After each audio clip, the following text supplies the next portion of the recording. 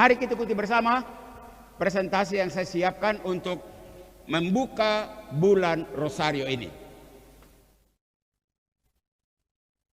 Saya ingin menyampaikan sejarahnya. Mengapa bulan Oktober disebut bulan Rosario? Ya, mengapa? Pasti ada yang sudah tahu. Tapi sore ini pastor menyebutkan lagi supaya yang sudah tahu itu garis bawahi. Ya, bulan Oktober, bulan Rosario.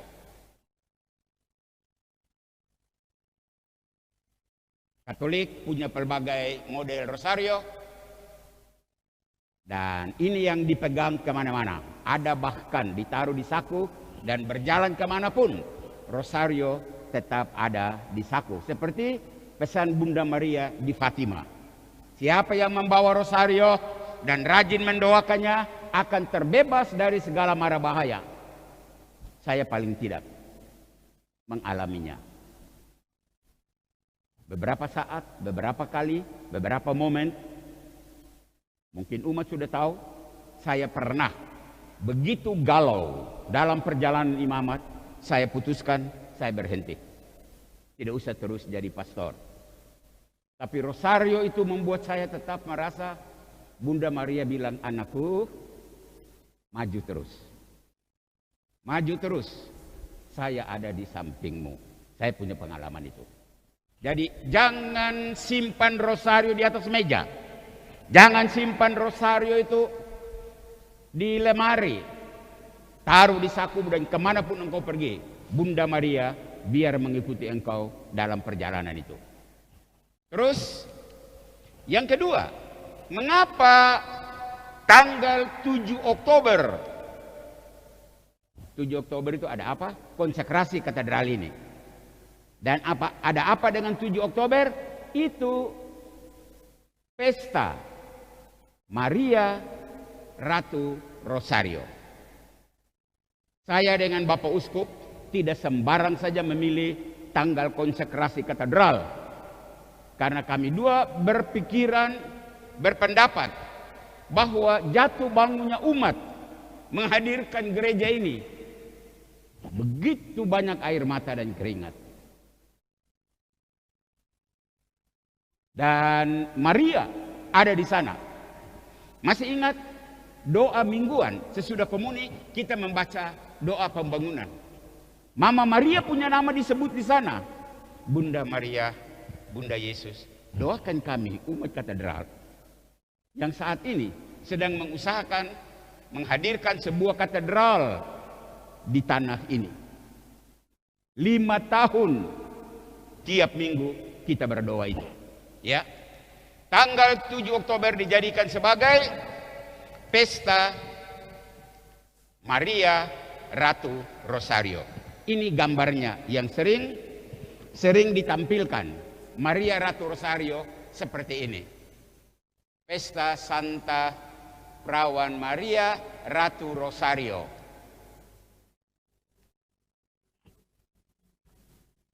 Nanti tanggal 7 persis tanggal konsekrasi gereja kita katedral. Cerita ini datang dari mana? Apakah gereja mengarangnya? Bukan, ada sejarahnya, ada ceritanya. Dan sekarang saya menyampaikan sejarah dan cerita itu. Pertempuran Lepanto. Pertempuran Lepanto itu persis terjadi tanggal 7 Oktober 1571. Antara Liga Suci, itu kumpulan pasukan-pasukan negara-negara Kristen yang ada di sekitar Italia. Dulu belum ada negara Italia, yang ada itu negara kecil-kecil, ya. Dan Paus menghimpun negara-negara kecil itu untuk membentuk satu liga, namanya Liga Suci, untuk melawan Kesultanan Utsmania. Itu pasukan dari Turki. Mereka sudah ekspansi kemana-mana, menguasai sedikit lagi seluruh dataran Eropa. mereka duduki. Spanyol hampir jatuh, yang lain menunggu. Pertempuran Lepanto ini menentukan. Kalau berani mereka lolos, selesai. Selesailah nasib orang Eropa. Ya, lihat ini pasukan yang mereka kumpul. Ini ada lambang ini, berarti ini perahu Liga Suci. Ada bulan sabit, berarti pasukan Ottoman dari Turki. Ya, kita maju terus. Di mana letak Lepanto? Pater ini omong-omong Lepanto. Lepanto itu di mana? Di Perongo kah? Nah, inilah lokasi Lepanto. Dia ada di Teluk Patras, Laut Ionia. Ini saya bikin gambar. Ini Laut Mediterania. Ini Samudra Hindia, dia ada di sini. Mungkin lebih jelas lagi gambar berikut. Nih dia. Ini Italia yang bentuk sepatu itu. Nah, ini Yunani, merah-merah ini. Berarti Lepanto itu ada di wilayah Yunani. Berdekatan dengan Romania. Daerah ini sudah mau dikuasai oleh pasukan Turki. Kesultanan Ottoman. Ini saya bikin lebih besar lagi. Ini peta Italia. Dekat sekali. Roma ada di sini. Sedikit lagi mereka akan masuk ke Roma. Akan mendudukinya. Dan dua pasukan berhadap-hadapan sekarang. Tinggal gong, maju. Pertempuran Lepanto, menurut perhitungan akal sehat, ya, pertempuran pasti akan dimenangkan oleh pasukan Liga Utsmaniyah. Pasti. Kenapa? Saya sebut datanya. Ya, pasukan Utsmaniyah pasti akan memenangkan. Coba lihat strategi mereka ini. Ini tinggal masuk dan selesai. Kok tamat pasukan Liga Kristen itu. Mereka sudah kurung semua, tinggal masuk. Pasukan terkurung di sini. Nah, kekuatan ternyata tidak berimbang. Sama sekali tidak berimbang. Kenapa? Mari kita lihat datanya. Armada kapal, Liga Suci punya 212. Tetapi Utsmaniyah punya 251 kapal. Itu berarti prajurit Liga Suci punya 28.000. Utsmaniyah punya 31.490. Berikut hal yang berikut tidak berimbang, pelaut dan pendayung. Dulu belum ada mesin, jadi ada para pendayung. Yang itu tidak ada, kok tinggal potong leher saja. Nah, perbandingannya Liga Suci punya 40.000 dengan sekian puluh kapal tadi, ratus kapal tadi. Sementara Utsmaniyah punya 50.000 pelaut dan pendayung. Pucuk senjata api. Nah, di sini pasukan Turki kalah. Kalah jumlah. Lihat, Liga Suci punya 1.815 pucuk senjata api. Sementara Turki 750. Jadi memang kalau gerakan itu bisa babak belur. Kita terus. Artinya apa? Artinya pasukan Utsmaniyah terlalu kuat untuk dikalahkan oleh pasukan Kristen. Jelas. Dengan perbandingan pasukan seperti tadi ditampilkan, Liga Kristen tidak ada apa-apanya. Tinggal menunggu saja gorok leher. Lihat. Nih. Tampil dengan pedang, siap menghunus, dan leher-leher semua akan putus.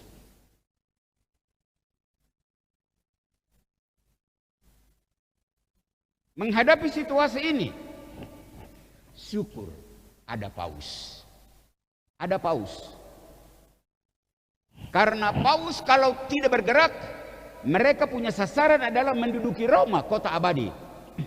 Itu yang harus dikalahkan. Ya.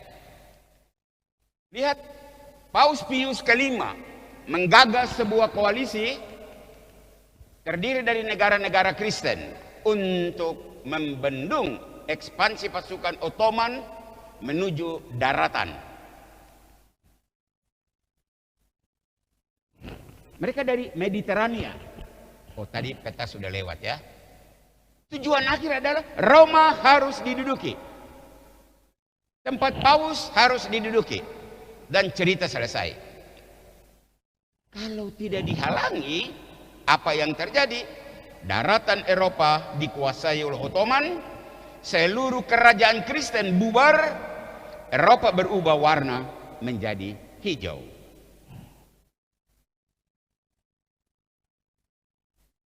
Ya, ini yang terjadi. Ini Paus Pius kelima. Ya. Dia berusaha tidak hanya di dalam gereja, tapi dia turun. Karena ini situasi gawat, situasi genting. Dia berusaha untuk menggalang pasukan ini untuk membendung gerakan pasukan Ottoman masuk ke wilayah daerah Kristen. Dia juga menggalang kekuatan doa. Ya iyalah, Paus masa siapkan senjata, doa. Dan itu bidangnya Paus. Paus Pius kelima, dia selain menggalang kekuatan fisik, juga mengajak umat untuk berdoa. Awalnya mohon bantuan negara-negara Eropa, tapi negara-negara itu cuek. Ya, cuek. Tidak mau dengarkan seruan Paus. Lalu hanya ada tanggapan dari sekali lagi, satu orang pangeran dari Austria, namanya Don Juan. Dia masih muda, belum berpengalaman, tetapi Paus mengangkat dia jadi kepala ekspedisi untuk mempertahankan Italia dari serangan Turki. Luar biasa. Dia punya wilayah ini, dia berusaha untuk bisa membendung gerakan Ottoman dari sana untuk memasuki daerah Italia. Ini hijau-hijau nih semua mereka ini. Ya, pasukan Ottoman. Ini laki-laki yang namanya Don Juan, masih muda, tidak punya pengalaman, tapi karena Paus meminta, dia siap untuk maju. Nah, Paus Pius kepada Don Juan itu, dia berpesan begini, pergilah anakku, karena aku tahu Tuhan akan memberimu kemenangan. Rosario akan menjadi keselamatan kita. Seluruh kapal diberkati oleh Paus, seluruh armada diletakkan di bawah perlindungan Ratu Rosario yang amat suci. Semua yang di kapal menerima komuni dan tak henti berdoa Rosario selama kapal jalan menuju ke daerah perang. Para imam di Italia meminta umat untuk berdoa Rosario tidak henti-hentinya. Dan itu mereka betul-betul lakukan. Ya. Sementara pasukan ini bergerak menuju daerah pertempuran, doa Rosario kepada Bunda Maria tetap digalakan. Digalakan. Kepada Yesus per Mariam lewat Mama Maria. Momen pertempuran itu pun tiba. Saat kepala kapal Don Juan itu berpapasan dengan pasukan kapal induk Turki, jumlahnya 133 buah, bayangkan, 133 kapal. Pertempuran tidak terelakkan. Terjadi pada siang hari, minggu pertama bulan Oktober. tahun 1571. Itu pertempuran namanya Lepanto itu. Ya.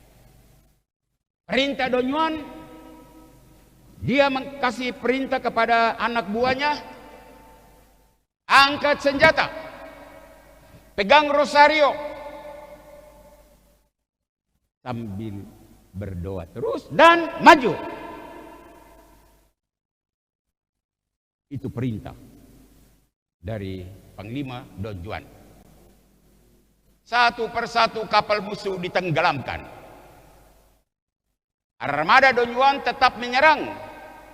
Dan komandan dari sebelah, namanya Salin dan Sot, pimpinan armada Turki sadar. Mereka tidak hanya melawan armada musuh yang kecil, tidak berarti, tetapi melawan armada kecil yang punya kekuatan ekstra rohani. Dan kita menghayati itu karena rosario. Bagaimana ini rosario gantung di depan bedil? Maju. Itu ketakutan pasti sudah tidak ada lagi itu. Siap untuk mati.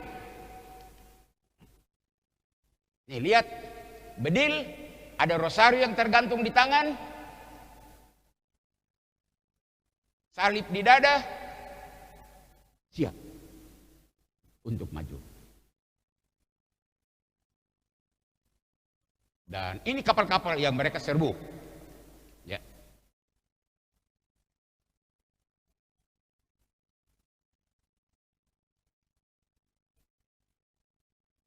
Kemenangan yang mustahil, benar-benar mustahil. Kenapa saya katakan mustahil? Karena dari sudut perhitungan manusia, tidak mungkinlah pasukan Kristen itu menang. Pertempuran tidak berimbang. Pasukan Turki terlalu besar dan kuat. Pasukan Kristen terlalu kecil dan lemah. Pasukan Kristen, dukungan doa tak henti. Paus dan seluruh umat Katolik di Italia berdoa siang dan malam, khususnya di hari H itu. Dalam kondisi tidak berdaya, terjadilah mujizat. Apa yang terjadi? Angin yang amat besar bertiup persis ke arah perahu kapal pasukan Turki. Angin dahsyat. Mungkin itu yang disebut mujizat Bunda Maria. Armada lawan armada Turki berantakan. Pasukan Don Juan dengan senjata dan rosario dengan mudah menyerang dan memenangkan pertempuran. Ini kira-kira lukisan kondisi pertempuran itu.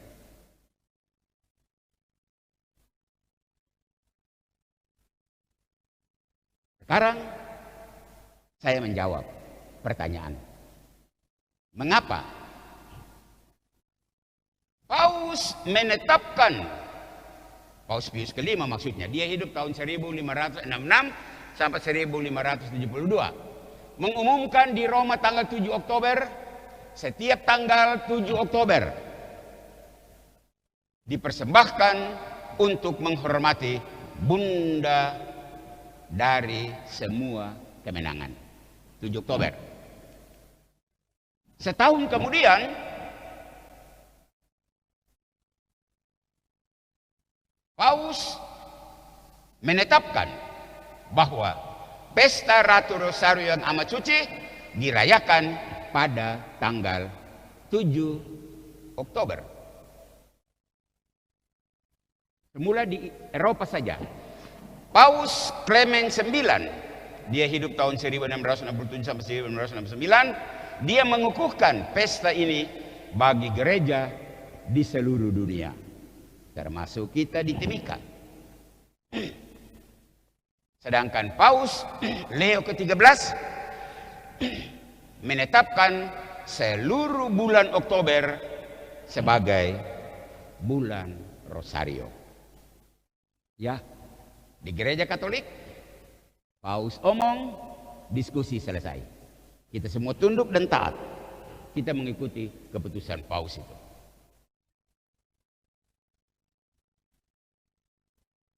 Ya. Inilah 3 paus. Ini Paus Pius,